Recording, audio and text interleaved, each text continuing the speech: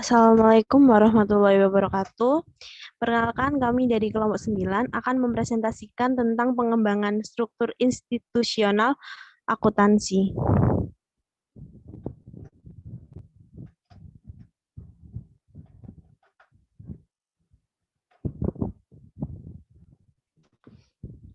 Sebelumnya, saya akan memperkenalkan nama-nama anggota dari kelompok 9. Yang pertama ada saya sendiri, yaitu Aziani Khawatul Atika dengan NIM 075. Yang kedua ada Amelia Chandra Murti dengan NIM 078. Yang ketiga ada Elinda Widayu dengan NIM 082. Yang keempat ada Natasha Tioni Aikta Siregar dengan NIM 109. Pada bab pengembangan struktur institusional akuntansi akan dibagi menjadi 5 materi. Yang pertama ada akuntansi sebelum tahun 1930, yang kedua ada akuntansi tahun formatif tahun 1930 sampai 1946, yang ketiga ada akuntansi pasca perang tahun 1946, yang keempat ada akuntansi periode modern, yang kelima ada akuntansi pasca IFRS. Pada pembahasan yang pertama, yaitu akuntansi sebelum tahun 1930.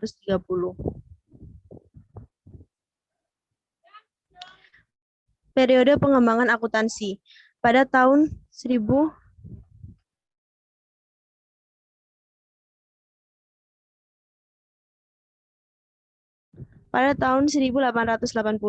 akuntansi menjadi instrumen penting dalam menjalankan sebuah bisnis. Pada tahun 1986, American Association of Public Accountants atau AAPA dibentuk dengan anggota 10 orang. Pada tahun 1896, The Institute of Bookkeepers and Accountants dan AAPA sukses membuat desain dari Certificate Public Accountant. Pada tahun 1905, AAPA membuat Journal of Accountancy yang berlanjut menjadi jurnal profesional penting hingga sekarang. Pada tahun 1913, 31 negara bagian menyetujui sertifikat profesi atau Certificate Public Accountant. Pada tahun 1915, IEPA membentuk komite yang bertugas merumuskan istilah-istilah akuntansi yang diadopsi dari The Journal of Accountancy. Pada tahun 1916, IEPA berubah nama menjadi American Institute of Accountants atau AIA yang kemudian berganti nama menjadi AICPA pada tahun 1957. Pada tahun 1918, AIA mengeluarkan Approved Method of Preparation of Balance Sheet Statement yang diterbitkan dalam Federal Reserve Bulletin. Pada tahun 1921, didirikan The American Society of Certified Public Accountant yang memfokuskan konsolidasi negara bagian.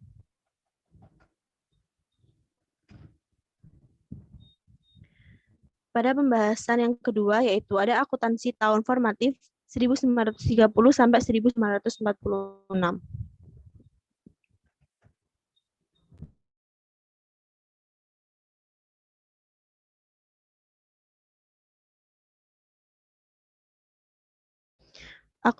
Akuntansi tahun formatif 1930 sampai 1946, yaitu pembentukan panitia yang dilakukan oleh AICPA untuk mengembangkan prinsip akuntansi. Yang kedua, melakukan kerjasama untuk mengembangkan prinsip akuntansi agar terjadi keseragaman. Yang ketiga, adanya konsep yang telah dibuat memberikan kesempatan kepada perusahaan-perusahaan untuk memilih metode dan prosedur yang tepat yang mana terdapat GEIP.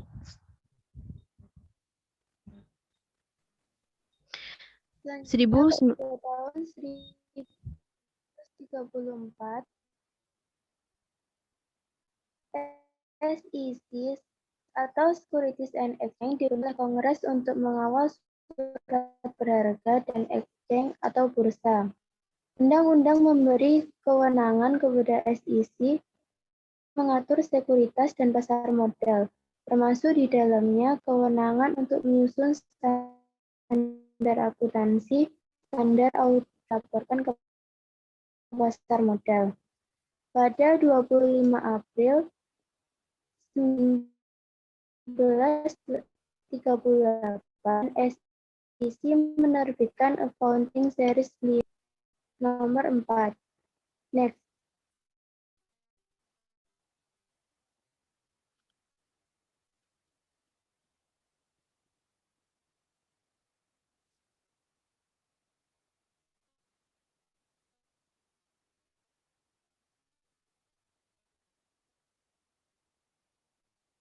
Pada tahun 1936, Common Accounting Procedure atau CIP Format 1936 menggunakan pendekatan induktif untuk mengembangkan aturan akuntansi.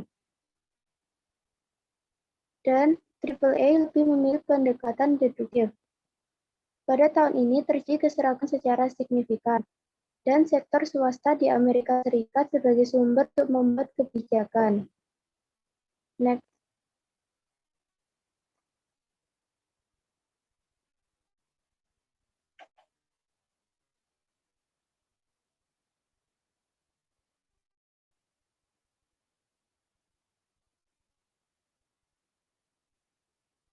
Pembahasan selanjutnya adalah akuntansi pasca perang pada tahun 1946.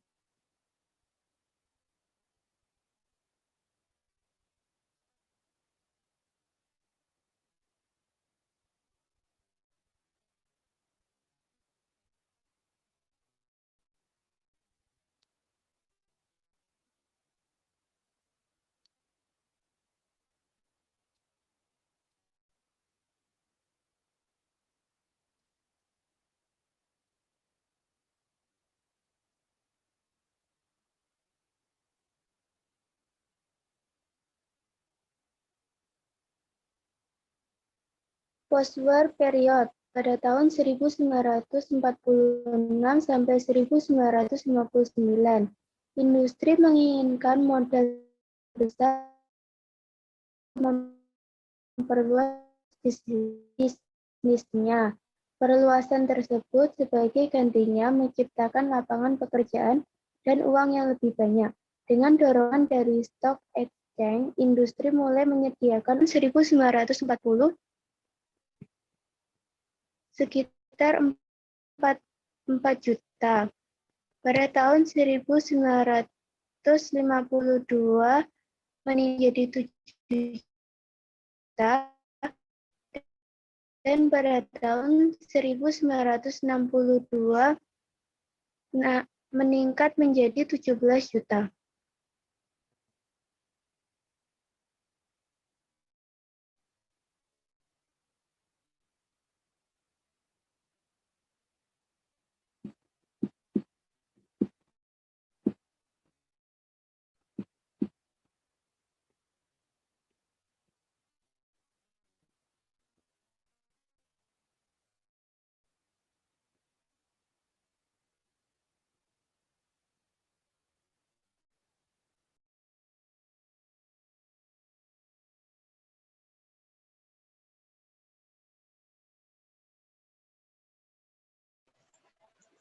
Post-war period, periode 1946 sampai 1959.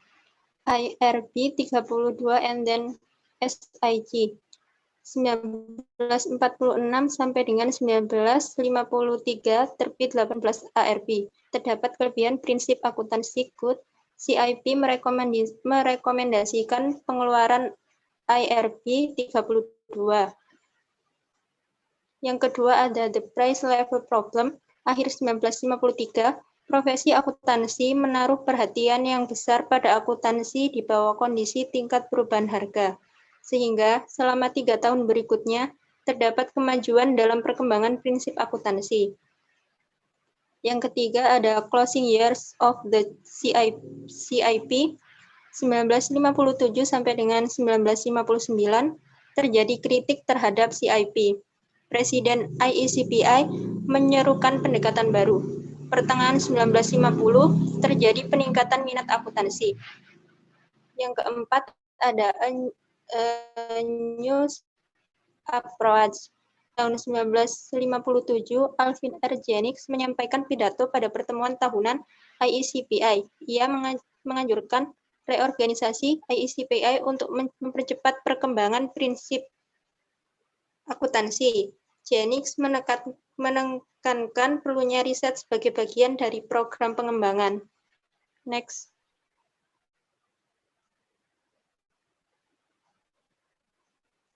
Akuntansi periode modern. Awal tahun pembentukan IPB, Accounting Principle Board. APB diberi tambahan tugas selain membuat standar accounting seperti CIP, tambahan tugasnya adalah membuat conceptual framework, yaitu mengembangkan teori akuntansi seperti kritikan yang tadi. Untuk mengembangkan teori akuntansi menggunakan riset. Tugas IPB yang pertama itu membuat standar yang diberi nama IPB Opinion, membuat conceptual framework atau teori yang diberi nama IPB Statement, melakukan riset yang diberi nama Accounting Research Study atau IRS. Next.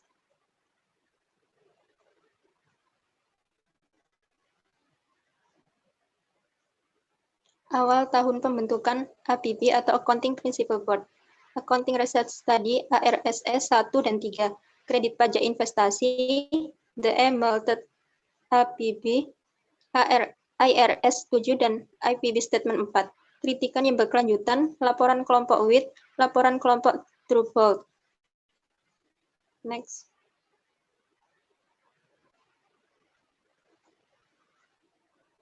Akuntansi pasca IFRS.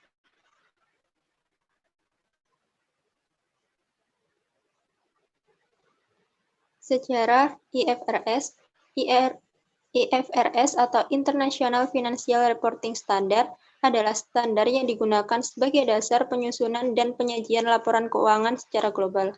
Sebelumnya, IFRS dikenal dengan EIS atau International Accounting Standard. Artinya, standar yang semula disebut EIS selanjutnya menggunakan sebutan IFRS. IFRS dikeluarkan oleh IASB, International Accounting Standard Board, yang berkedudukan di London, Inggris. IASB didirikan pada tanggal 29 Juli 1973 sebagai hasil kesepakatan antar organisasi profesi akuntansi yang berasal dari Australia, Kanada, Prancis, Jerman, Jepang, Meksiko, Belanda, Inggris, Irlandia, dan Amerika Serikat.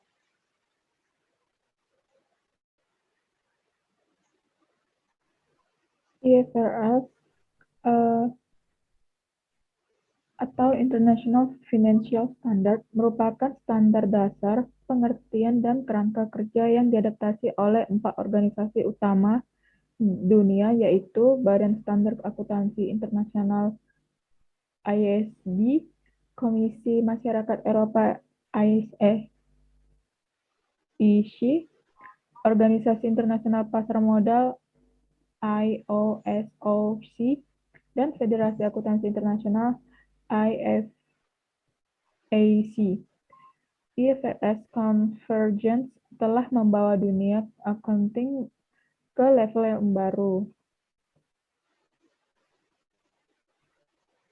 Tahap konvergensi IFRS di Indonesia. Yang pertama, tahap adopsi pada tahun 2008 hingga 2010. Adopsi seluruh IFRS ke PSAK. Kedua, persiapan infrastruktur yang diperlukan. Lalu, evaluasi dan kelola dampak adopsi terhadap PSAK yang berlalu. Tahap 2, tahap persiapan di tahun 2011. Penyelesaian persiapan infrastruktur yang diperlukan, penerapan secara bertahap beberapa PSAK berbasis IFRS. Kemudian tahap implementasi tahun 2012. Penerapan PSAK berbasis IFRS dilakukan secara bertahap, evaluasi dampak penerapan PSAK secara komprehensif. Permasalahan setelah penerapan IFRS di Indonesia itu ada yang pertama, kurang siapnya infrastruktur seperti Dewan Standar Akuntansi Keuangan atau DSAK sebagai Financial Accounting Standard Setter di Indonesia. Kedua, kondisi peraturan perundang-undangan yang belum tentu sesuai dengan IFRS. Ketiga, kurang siapnya sumber daya manusia dan dunia pendidikan di Indonesia tentang IFRS. Keempat, masalah penerjemah bahasa IFRS menjadi PSAK. Peranan pengguna IFRS. Peranan penggunaan IFRS bagi perusahaan mempengaruhi banyak hal. Salah satu aspek yang paling besar terkena dampaknya adalah basis penilaian, di mana ketika masih menggunakan INAGE-AAP, proses penilaian mengacu pada historical value, sedangkan dalam penggunaan IFRS mengacu pada pair value. Basis penilaian yang mendasarkan pada historical value telah kehilangan relevansinya dalam mengukur realita ekonomi. Karena historical value hanya mengukur transaksi yang sudah selesai dan tidak bisa mengakui perubahan nilai real yang terjadi. Dampak penggunaan IFRS itu dalam kasus penerapan PSAK berbasis IFRS akan ditemui dampak perubahan laba yang cukup signifikan. Hal ini terjadi bukan secara nyata, hanya karena pengaruh kebijakan akuntansi baru. Perubahan laba ini akan berpengaruh terhadap besarnya pajak yang akan dibayarkan. Konvergensi IFRS sendiri harus diimbangi dengan perubahan peraturan perpajakan. Akan tetapi, sampai saat ini belum terlaksana dan dalam pelaksanaannya akan memakan waktu yang relatif lama. Sekian dari kelompok 9 mengenai